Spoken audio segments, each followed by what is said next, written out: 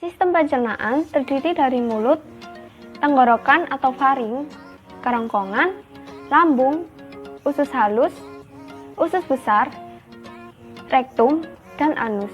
Sistem pencernaan juga meliputi organ-organ yang terletak di luar saluran pencernaan, yaitu pankreas, hati, dan kandung empedu.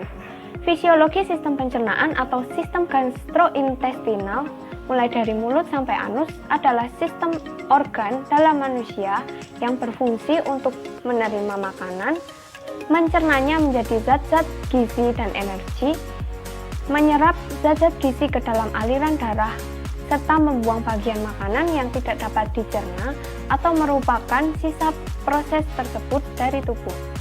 Sistem pencernaan terdiri dari beberapa organ. Yang pertama yaitu mulut. Mulut merupakan suatu rongga terbuka tempat masuknya makanan dan air. Mulut merupakan bagian awal dari sistem pencernaan lengkap yang berakhir di anus. Mulut merupakan jalan masuk untuk sistem pencernaan. Bagian dari dalam mulut dilapisi oleh selaput lendir.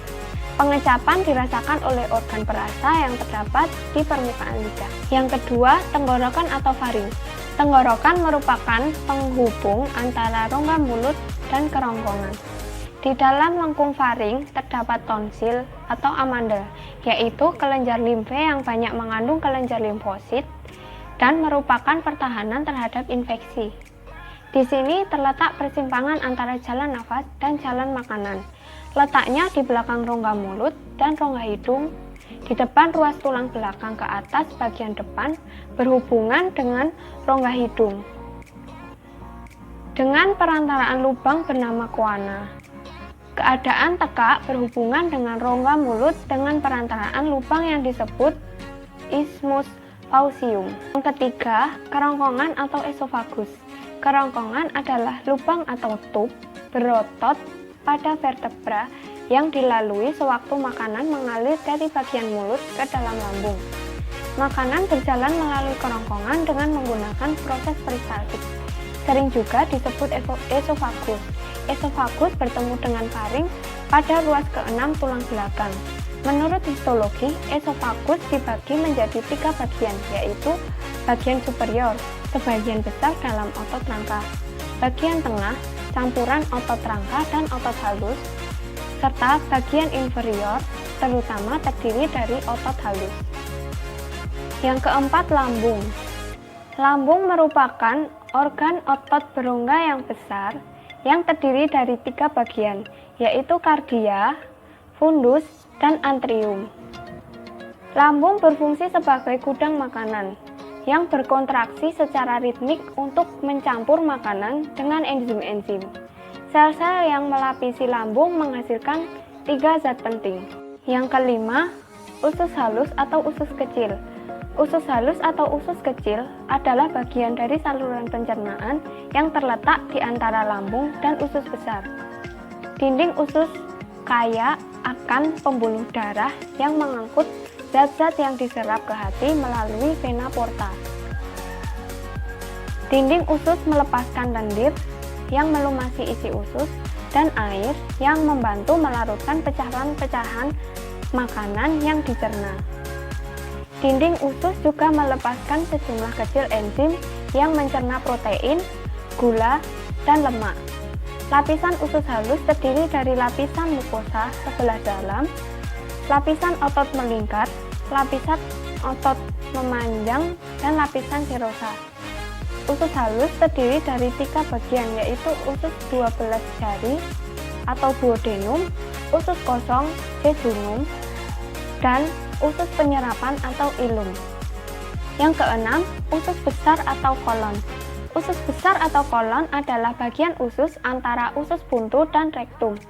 Fungsi utama organ ini adalah menyerap air dari feses.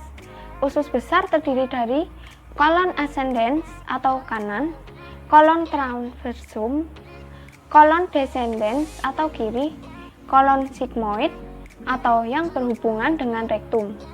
Banyaknya bakteri yang terdapat di dalam usus besar berfungsi mencerna beberapa bahan dan membantu penyerapan zat-zat gizi. Yang ketujuh, usus buntu atau cecum. Usus buntu atau sekum adalah suatu kantong yang terhubung pada usus penyerapan serta bagian kolon menanjak dari usus besar. Yang kedelapan, umbai cacing atau appendix. Umbai cacing atau appendix adalah organ tambahan pada usus buntu. Umbai cacing terbentuk dari kaikum pada tahap embrio. Dalam orang dewasa, umbai cacing berukuran sekitar 10 cm, tetapi bisa bervariasi dari 2-20 cm. Walaupun lokasi appendix selalu tetap, lokasi ujung umbai cacing bisa berbeda. Bisa di retrocaekal atau di punggung, yang jelas tetap di peritoneum. Yang kesembilan, rektum dan anus.